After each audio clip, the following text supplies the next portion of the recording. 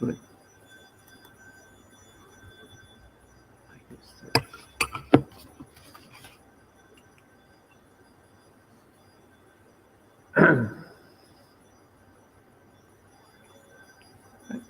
I put the comments here so I can see any if anyone sends a comment that they can't hear anything, and I'll know now instead of after the.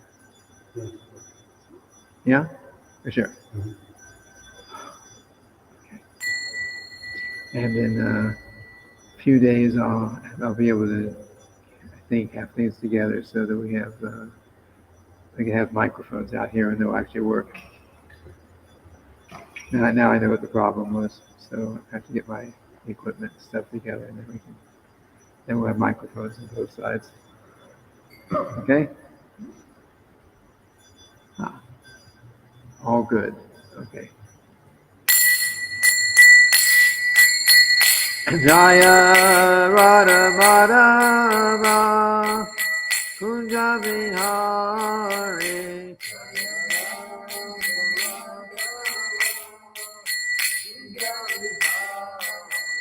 Jaya Radha Madhava Kunja Vihari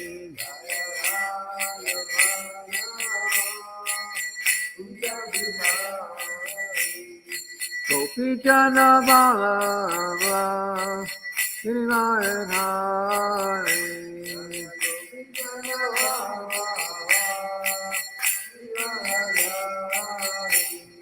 Gopi Jana Vallabha Giridharidhari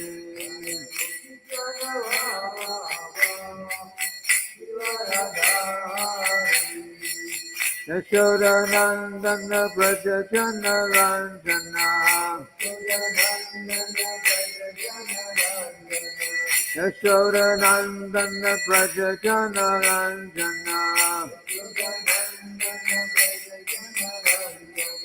Yamuna Tira Vanachari Yamuna Tira Vanachari Jaya Radha Madhava Kunja Vihari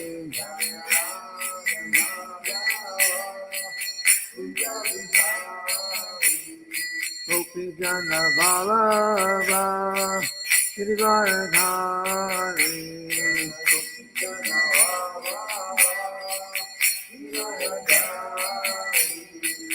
Yashoda Nandana Praja Jana Ranjana Yamuna Tira Vanachari Yamuna Tira Vanachari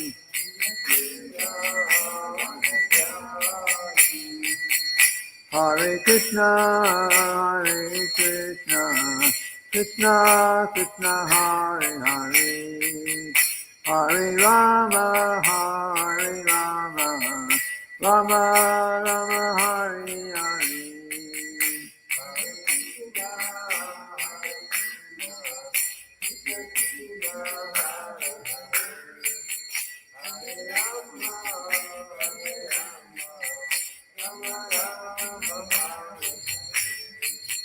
Hare Krishna, Hare Krishna, Krishna Krishna, Hare Hare, Hare Rama, Hare Rama, Rama Rama, Hare Hare.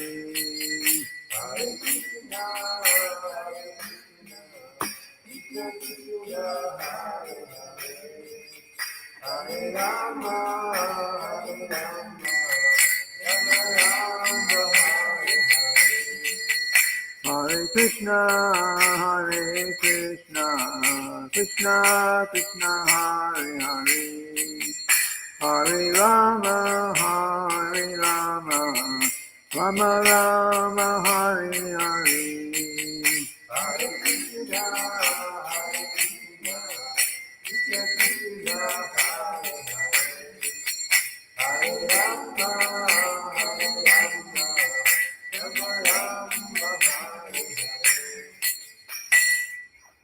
Srila Prabhupada ki jai.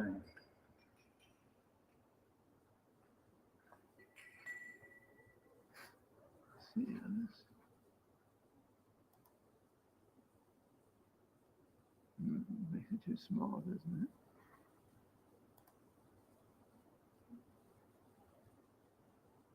Can you read the verse from back where you are on the screen? Still okay? So this way we can show the comments as they come in. Okay. Om Namo Bhagavate Vasudevaya. Om Namo Bhagavate Vasudevaya. Om Namo Bhagavate Vasudevaya. So we are continuing with our reading from the Srimad-bhagavatam, 8th Canto, Chapter 5, Text 50, which is also the last verse of this chapter. Namastubhyang Manantaya Durvitarkyatma Karmane Nirgunaya Guneshaya Satvastaya Cha Sampratam Namastubhyam Anantaya Durvitarkyatma Karmane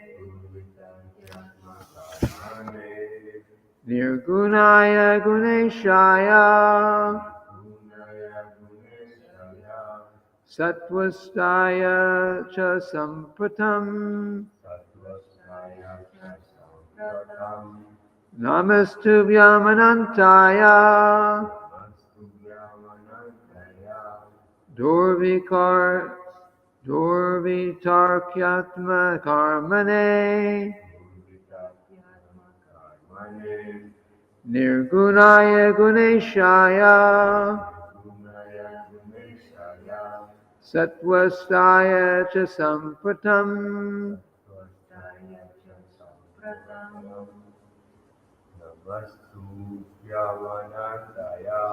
Namastubhyam Anantaya Durvitarkyatma Karmane Nirgunaya Guneshaya Satvastaya Cha Sampratam Namastubhyam Anantaya Durvitarkyatma Karmane Nirgunaya Guneshaya Satvastaya Cha Sampratam.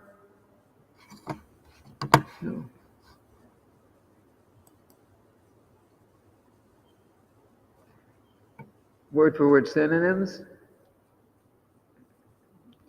So big enough. Namaha, all obeisances. Tubhyam, unto you, my Lord. Anantaya, who are everlasting, transcending the three phases of time, past, present, and future. Who are everlasting, transcending the three phases of time, past, present, and future. Durvitarkya Atma. Okay, I got it wrong. Durvitarkya Atma Karmane. Unto you who perform inconceivable activities. Unto you who perform inconceivable activities. Nirgunaya, which are all transcendental, free from the inebriety of material qualities. Which are all transcendental, free from the inevitability of material qualities. Guna Ishaya, unto you who control the three modes of material nature. Unto you who control the three modes of material nature. Satvastaya, Vastaya, who are in favor of the material quality of goodness. who are in favor of the material quality of goodness. Cha, Cha, also. also. Sampratam, Sampratam, at present. at present. Translation. My Lord, all obeisances unto you, who are eternal, beyond time's limit of past, present, and future. You are inconceivable in your activities. You are the master of the three modes of material nature, and being transcendental to all material qualities, you are free from material contamination. You are the controller of all three of the modes of nature. But at the present, you are in favor of the quality of goodness. Let us offer our respectful obeisances unto you. Repeat after me. My Lord, My Lord, all obeisances unto you, all obeisances unto you, who are eternal, who are eternal, beyond time's limit, beyond time's limits, of past, present, and future. past, present, and future. You are inconceivable in your activities. You are inconceivable in your activities. You are the master of the three modes of material nature, You are the master of the three modes of material nature, being transcendental to all material qualities. and being transcendental to all material qualities. You are free from the you are free from material contamination. You are free from material contamination. You are the controller of all three of the modes of nature. You are the controller of all three of the modes of nature. But at the present, you are in favor of the quality of goodness. But in the present, you are in favor of the quality of goodness. Let us offer our respectful obeisances unto you. Let us offer our respectful obeisances unto you. Srila Prabhupada's purport.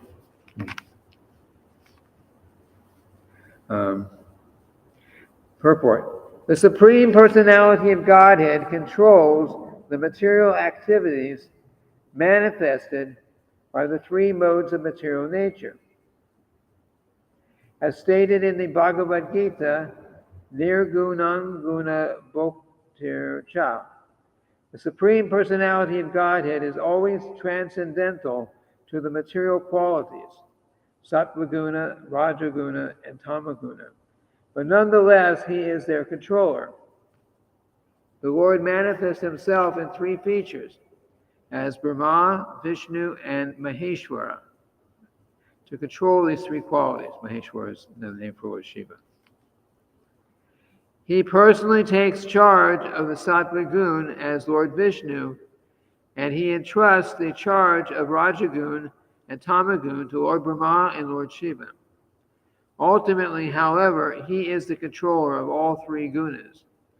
Lord Brahma, expressing his appreciation, said that because Lord Vishnu had now taken charge of the activities of goodness, there was every hope that the demigods would be successful in fulfilling their desire. The demigods were harassed by the demons who were infested with Tamagun, mode of ignorance. Tamagun's mode of ignorance. However, as Lord Brahma has previously described, since the time of Sattva-guna had now arrived, the demigods could naturally expect to fulfill their desires. The demigods are supposedly well advanced in knowledge, yet they could not understand the knowledge of the Supreme Personality of Godhead. Therefore, the Lord is addressed here as Anantaya. Although Lord Brahma knows past, present, and future, he is unable to understand the unlimited knowledge of the Supreme Personality of Godhead. Thus, in the Bhaktivedanta purports of the 8th canto, 5th chapter of the Srimad-bhagavatam, entitled The Demigods Appeal to the Lord, for protection. So this is the last verse of this chapter before we go into the next chapter, which is called "The Demigods and the Demons Declare a Truce." So this is Lord Brahma, on behalf of all the demigods, has been offering so many prayers to Lord Vishnu, asking for help because the demons were becoming very powerful and were taking over their homes and the heavenly planets and everything. There was a big social problem in the upper planetary systems. So the demigods are asking the Lord to help when the demigods when the situation in the heavenly planets becomes too difficult and they can't figure things out for themselves and they can't solve the problems themselves. Then they all go to Lord Brahma, who's in charge, is the main demigod, the head demigod, controller of everyone else, or not the controller, but the creator of everyone else. And they go with him to the Shweta planet, where Lord Vishnu, Kshirodakshai Vishnu, is residing there in the ocean of milk. In the ocean of milk, he's there. So they through meditation, they don't actually go and see the Lord there, but Lord Brahma, through his meditation, through his from within the heart, he's able to communicate with the Lord, and so he, Lord Brahma, on behalf of all the demigods, is offering so many perfect prayers and glorification of the Lord, and they were requesting his help. Actually, they haven't even asked for help yet. This whole chapter has been simply offering prayers, glorifying the Lord. And this is actually the method. Krishna already knows what we need, so we should concentrate more on serving him, glorifying him, praising him, teaching others about him, and then maybe we can mention, well, Krishna, okay, if it's not too much trouble, maybe you can help me also. So like that. So the demigods were doing the same thing. There's all this one whole chapter. There's so many wonderful prayers glorifying the Lord, praising his exalted position, and they have, as of yet, not actually requested anything. But of course, Lord Vishnu knows what the problem is. So we'll find out, I guess, in the next chapter what the conclusion was.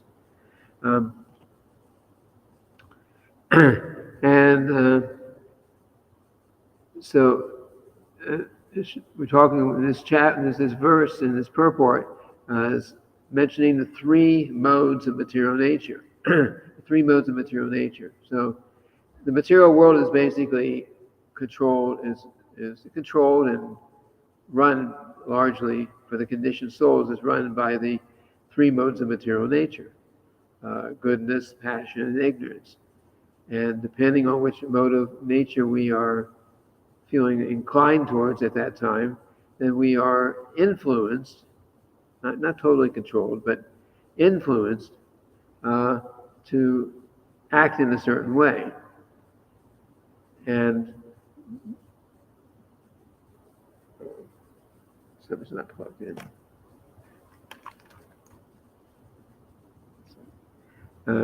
We're influenced to act in a certain way. So the demons are mentioned here as being very much under the influence of the mode of ignorance, which means they're irreligious. They don't believe in God, or at least they don't accept God. They may say, "Okay, God exists, but I don't accept him. I'm a demon. I've got the demoniac mentality is given in the Bhagavad Gita. See if I can find the actual verse. This is very interesting. Um,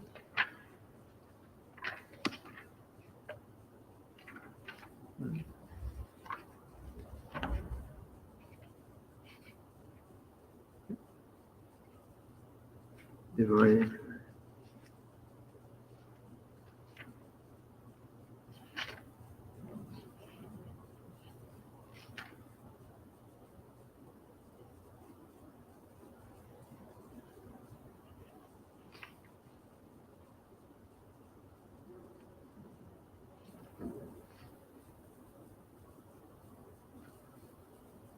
Oh, okay. This is there's a chapter in the Bhagavad Gita, chapter 16, called "The Divine and the Demoniac Natures." So, the demoniac person, according to the Bhagavad Gita, Lord Krishna speaking here, the demoniac person thinks, so much wealth do I have today, and I will gain more according to my schemes. So much is mine now, and it will increase in the future more and more. He is my enemy, and I have killed him, and my other enemies will also be killed. I am the Lord of everything. I am the enjoyer. I am perfect, powerful, and happy. I am the richest man surrounded by aristocratic relatives. There is none so powerful and happy as I am. I shall perform sacrifices. I shall give some charity, and thus I shall rejoice. In this way, such persons are deluded by ignorance. So it says, self-complacent and always impudent, deluded by wealth and false prestige, they sometimes proudly perform sacrifices in name only without following any rules or regulations. Bewildered by false ego, strength, pride, lust, and anger, the demons become envious of the Supreme Personality of Godhead, who is situated in their own bodies and in the bodies of others, and blaspheme against real religion. Like that. So that whole chapter is description of the divine, and then also the description of the demoniac. So the demons. Demon means also atheist, one who doesn't believe in God, one who does not accept the supremacy of God. This is basically demonic mentality. So the demons are basically in the mode of ignorance, some passion and a lot of ignorance, forgetful of God, and then those in the mode of passion primarily. Most people are probably largely in the mode of passion, wanting to work very hard, try to earn a lot of money, but all for sense gratification.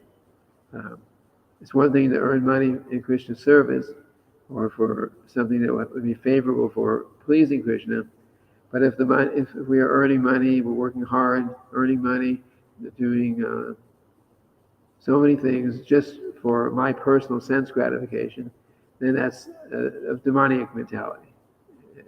That's what's being described here. If we are earning money and we are using it for Krishna, for enhancing our own spiritual life, helping others to become Krishna conscious, these kind of things, then that is good. I mean, money has its purpose. But if our whole goal in life is just to earn money to enjoy sense gratification, then there's a problem. So, and usually those in the mode of passion, primarily in the mode of passion, in human bodies, will take birth again and again and again, and in human society. But in mode of passion, and those in the mode of goodness, material goodness, may also take birth again and again if they don't transcend that goodness. Because goodness is also good. Goodness is the best mode, But if we become too attached to the mode of goodness, the material goodness, separate from devotion, service to the Lord, then that also becomes a problem. Because you can be in the mode of goodness, you can, just like, for example, someone might be they're really into music, maybe nice music, maybe symphonies, and some of the traditional, very like Beethoven and Bach and who else? Mozart, and I'm sure there are many others. These are some famous names. So such personalities like that can dedicate their life to composing very wonderful music, and they become very attached to that, and they're feeling really good, and they're feeling they're feeling certain satisfaction, but perhaps. And I say perhaps because I don't know anything about the personal lives of these individuals I just mentioned, but they could be very attached to that good feeling like that, and continue like that, birth after birth. But the problem is, birth after birth means birth is miserable, death is miserable, and the disease and the old age that always find their way in between the birth and death, those are also misery. And as long as we stay in the material world, there's always chance, as long as we stay in the material world and don't become fully Krishna conscious, then there's always that chance that we will get into some bad association, and we might be in the mode of goodness, but we start getting into some bad association, then mode of passion, maybe mode of ignorance, and then we can actually lose our human form of life. So we don't want to just hang around in the material world, even in the mode of goodness.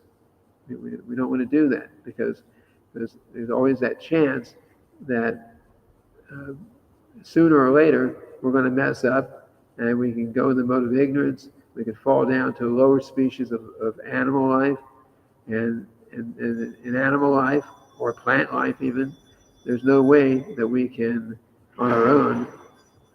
Jai Shri Gauranitai, Shri Radha Braja Bihari, Jagannath, Balaram, Lady Subhadra, and Shikade Prahlad Maharaj Ki Jai. So if we fall down into these lower species of life, there's no way on our own that we can do anything for our spiritual life. In fact, there's no opportunity for the soul in an animal body or in a plant body to be thinking, understanding that that they're spirit soul. That every living entity, except for fortunate human beings, completely identifies with the body. A soul in a dog's body can only see that I am a dog. You can't even imagine not being that species of life. And a tree, if they have any consciousness at all, or enough consciousness at all, identifies that this is me. I'm here. This is my body. This is me. Not this is my body. This is me. But they have no ability to think or to endeavor towards progress on the spiritual platform, right? So we who are practicing Krishna consciousness, we should want to not have to take birth again in the material world. So we're given all this knowledge in the Bhagavad Gita, Srimad-bhagavatam, and other wonderful literatures by Srila Prabhupada and also by our previous acharyas of what the nature of the material world and also the nature of the spiritual world. If we read about Krishna, we read Krishna book, for example, which is Krishna's personal pastimes when he appeared in the material world. If we read that, and we with a little bit of faith, then we can understand that the spiritual world is a very extraordinary place, and actually that is our place. That's where we're supposed to be. All we have to do is agree. Someone says, "Oh yeah, I can Okay, I'd like to go back to the spiritual world. Can I come back and see my friends? Can I come back and tell my friends about what I just saw there? Well, maybe not. I mean, you can come back, but don't go there thinking I just want to see it so I can tell everyone what I saw. No, we want to go back to the spiritual world so that we can serve Krishna. And in due course of time, if Krishna wants, and he may send us here to do some preaching, like that. But we shouldn't. We need to aspire to go back to the spiritual world and to stay there. We shouldn't aspire to just experience it and then come back here and try to go on, enjoying the material world. That's useless. Pure devotional service means anyavinasita shunyam jnana karmajanavritam anukulyena krishna anushilan bhaktir uttama. Pure devotional service, which is what we're trying to engage in, we need to engage in to go back to Godhead. Pure devotional service means there is anyavinasita shunyam jnana karmaja navritam. So jnana means we're not influenced by material, like the impersonal, philosophical impersonal concepts, like merging in the goal of life is to merge into the Brahmajyoti. We have no attraction for that, hopefully. We also need to come to the point that we don't aspire to, we're not hankering or we're not thinking that there's some real pleasure in any material activity, like even going to the heavenly planets. I mean, basically the idea in other religions is you go to heaven. If you perfect your life, if you have the right beliefs like that, you go to heaven. But the only understanding of heaven is as a place where there's a lot of very nice enjoyment, material enjoyment. And as a people, you don't think about going to heaven to just engage in wonderful transcendental activities and service to God, because usually there's no real description of God, at least in other paths. So we don't want to. So what we should aspire for in practicing Krishna consciousness is that we should aspire to go back to the spiritual world. First of all, going back to the spiritual world is not sense gratification. Because they think, well, that sounds like a really nice place. I'd like to go, but isn't that sense gratification? You could always be told, how can how can I, we're not supposed to be thinking about what is good for my pleasure. I have to think about Krishna's pleasure. Well, Krishna wants us to go back to the spiritual world. That's our constitutional position, to go back to the spiritual world. That's what he wants. That's what Lord Krishna wants. And he's given all facility. He's even made the material world a difficult place, so we will get tired of being here. And he's given to help. And then when we get tired of being here, then he's given us the Vedas.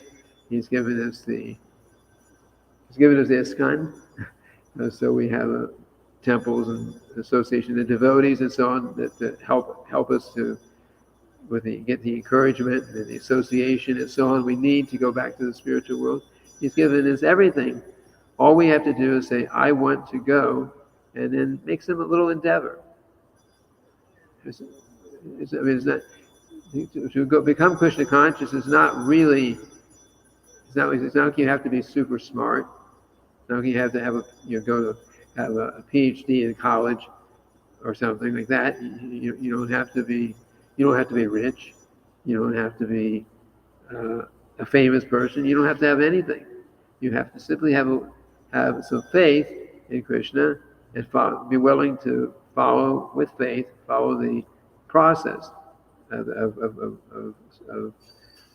called sadhana bhakti. Sadhana bhakti means practice of devotional service. And this practice of devotional service is not like It's not practice in the sense that, okay, I'm going to learn how to play tennis, and I got to go out and practice, and then if I practice enough, I can become a good tennis player. Well, you may, but that's not sadhana bhakti. Sadhana bhakti practice means that by engaging in certain devotional activities, like we serve the deities, we chant Hare Krishna, we hear the Srimad-bhagavatam Class, we do other cook offerings or help with that. We do clean blow the leaves outside, all these kind of things. There's so many kinds of service we can do. Some devotees will concentrate on preaching Krishna consciousness.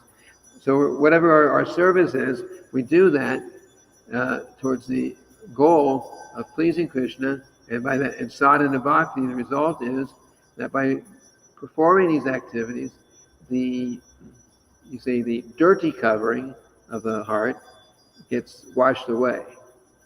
Chaito Darpana Marjana. We say that every morning in the Shikshashtika prayers. By this chanting of Hare Krishna, then the heart gets cleansed, everything gets washed away. So we don't talk about converting people to become Krishna conscious, or that I've converted to become I converted from this religion to become a Hare Krishna devotee. Converting is not exactly correct, because we are by nature, the soul is by nature Krishna conscious. We're not really converting. What actually is happening in the process of Krishna consciousness is that we are practicing sadhana bhakti, and by practicing Krishna consciousness, then the dirty covering, which is covering our real Krishna consciousness, which means we are already Krishna conscious. We, the soul, are already Krishna conscious, but we're covered like having about 3 inches of dust that's accumulated on top of a mirror. You have a mirror, and the mirror reflects light naturally, but if that mirror is trying to reflect light, but there's 3 inches thick of dust on top of it, it's not going to reflect any light. But still, the mirror has that quality, but there's too much covering. So that's what we're like right now. We have this desire. We are by nature Krishna conscious, but we're so much covered, so much in the bodily concept of life, we've practically forgotten Krishna. We're too much covered by that, by the dust of material attachments. So what happens is, by practicing Krishna consciousness, that dust, in this analogy, that dust gets gradually washed away, moved away. And the more it gets moved away, the more the natural reflecting ability of the mirror comes open, which means the more we clean away the dust, the more our actual Krishna consciousness comes out, like that. And that's also very important, because we are in practicing Krishna consciousness. What are the first 3 things that we have to do to become Krishna conscious? Remembrance. Let's think of another 3. Utsaha, Nishchaya, Dharya. Chanting. Those are all included. Utsaha, Nishchaya, Dharya. Enthusiasm, confidence, and patience. These are 3 of the 6 activities that are necessary for becoming Krishna conscious, favorable for devotional service. So if we become, if we want to advance in spiritual life, and for us to be enthusiastic, and actually for us to develop confidence in it, we have to see some results, right? We have to be enthusiastic, but we also have to be able to see some results. So that's where the confidence comes from. So we're practicing Krishna consciousness, and little by little we see that I'm becoming happy. We're seeing that I'm becoming free from material desires, becoming more attached to Krishna. We gain faith in what we're reading so many great and unusual things in the Srimad-bhagavatam. We gradually develop more faith that this is true. We read about Krishna's pastimes, but we gradually say this sounds like fairy tales. But if we go on practice Krishna consciousness, we start to realize more and more this is real. This is actually not a story. This is actually history. This is something I can be part of. So as the more that we realize that, the more we get that faith, then the more enthusiastic we become, because we see that it's actually working, the process is working, and then we go back home, we follow the process more and more seriously until we end up going back home, back to the spiritual world, like that. So and we were talking here in this purport about goodness, passion, and ignorance. So pure devotional service is not goodness. Well, it is goodness, but it's not material goodness. Material goodness is material goodness. We say the mode. Actually, it was described as the modes, plural, of goodness, passion, and ignorance. The modes of goodness, the modes of passion, modes of ignorance. Why? Because nobody is purely in goodness unless you're a pure devotee of Krishna.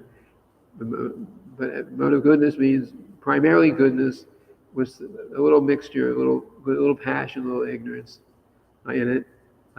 Passion means mostly passion. There's a little goodness there, a little ignorance there. Ignorance means it's primarily ignorance, and maybe a little goodness, a little passion. But pure goodness, it means that there's no passion and there's no ignorance. Pure goodness means Krishna consciousness. That's the conclusion there. So we are mode of spiritual Krishna consciousness. Basically, we act in the mode of goodness primarily because we are practicing, just following the four regular principles and believing in God. That's pretty much mode of goodness. But by continuing to practice, our consciousness becomes more and more and more pure, until we gradually become 100% in the mode of pure goodness, which is pure Krishna consciousness.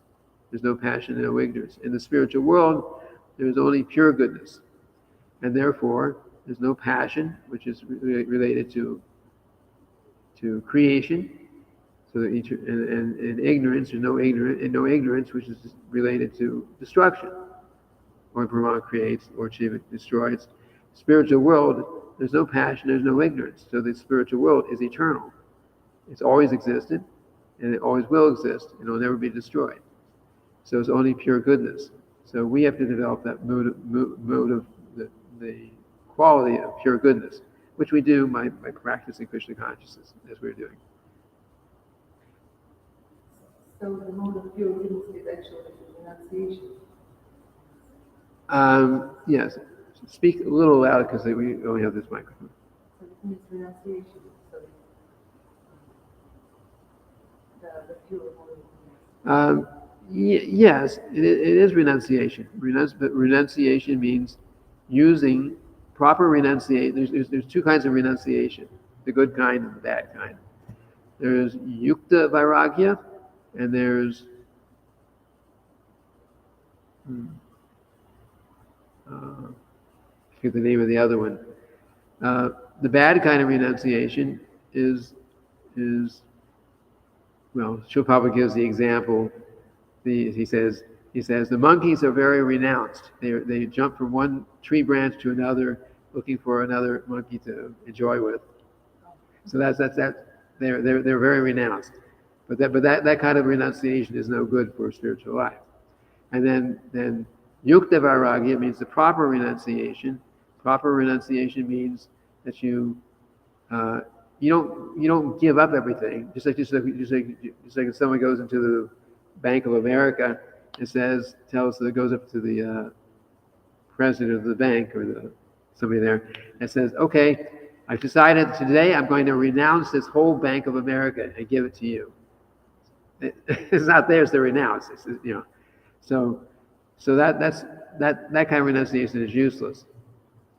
Real renunciation, yukta vairagya, means that use everything, anything that can be used in Krishna service should be used in Krishna service. That's actually the real renunciation. Just like we maybe have a car, so we have a car. So if we use our car to drive to the temple or to go out on Sankirtan or to do something, in devotional service, that's proper renunciation of that car, because you have it, you're using it, but you're using it in Krishna service, like that. So yes, it is mode of pure goodness actually does mean renunciation, but it means, and that renunciation means you use everything. You don't reject everything. Just like Shubha, there was a somebody was advertising, some yogi, some person was advertising. The advertisement was showing, I'm very renounced, and it showed people offering him money, and he's saying, no, I don't need I don't need this. I'm not attached to these things. The Srila Prabhupada says, if they offer us money, we'll say, yes, we'll take it, and we'll use it in Krishna service. So that's proper renunciation, like that. So like you said, whatever you have, you just utilize it as you make it as an offering. Yes. Whatever you have, use it in Krishna service. We renounce this body. Okay? It doesn't mean we kill ourselves. It means we have this body, we use our body in every way possible in the service of the Lord. This body is on loan to me. I'm renting this body, so to speak. It's not mine. I don't own it. So I'm renting this body, or I've been loaned to this body for this lifetime to do something, or whatever I want to do. But I will use it to my body in Krishna service. So that's renouncing this body for the service of the Lord. Maybe I have money. So if I have money, I use that money in the service of the Lord. And that doesn't mean that you just got your paycheck. So every time you get a paycheck, you just drop it in the donation box at the temple, because you're working because you need to take care of things, and you have to you need to eat and pay your rent and those kind of things. You have to do these things so that you can use your body, your life, and maybe others who are with you to engage them, yourself, and engage them in the Lord's service. So you give what you can here, but you also you utilize your money or your body or your possessions the best way you can in the Lord's service. Just like I got all this paraphernalia we use. So we're using it for preaching Krishna consciousness. The camera, the computer, the TV screens, and all these things. So we're using it in Krishna service. That's renunciation. Using it in Krishna service. So anyways, everything belongs to the Lord. So we're basically giving it back, right? That's right. Everything belongs to Krishna. So we actually can't give anything. And the same principle, we have the spiritual mathematics. 1 + 1 = 1. Krishna has everything. We can't give him. There's nothing that we have that we say this is mine. So we have what is Krishna's, and he's loaned to us, and we use it and we can. And our renunciation and our spiritual advancement comes from recognizing that what I have belongs to Krishna, and then we voluntarily use that in Krishna service. And it's called yukta vairagya? Yukta vairagya. Vairagya means renunciation. Yukta means like the proper kind of renunciation. What does this phrase mean? You are inconceivable in your activities. Inconceivable? Inconceivable means you can't conceive of Krishna's activities are extraordinary. We really can't understand Krishna's activities very deeply. Maybe a little bit if he shows us see something. Krishna's, I mean, what does Krishna do? Just the creation of the material world. He's who can actually really fully comprehend what he's doing? He expands himself in so many incarnations. Krishna's in the Goloka Vrindavan just playing. He doesn't directly deal with these things. He has his Mahavishnu, creates the universes. He expands his Garbhodakshai Vishnu in the universe. He expands his Kshirodakshai Vishnu in every atom and also in our heart as a super soul. That's and this is just a little bit. Plus his wonderful things he does in the spiritual world. Nobody can conceive of what Krishna. So inconceivable means you cannot conceive of it. It's beyond your ability, our ability to understand it, to make any sense out of, or to really understand. It's just beyond our ability. But we can appreciate his greatness. We can appreciate it, but we can't really understand it completely. Like that. I think we're out of time. I don't see any questions coming in the comments online. So I think we're out of time now. So we'll end here for today, and tomorrow we will continue with the first verse of the next chapter of Srimad-bhagavatam, which is called "The Demigods and Demons Declare a Truce." Srila Prabhupada Ki Jai.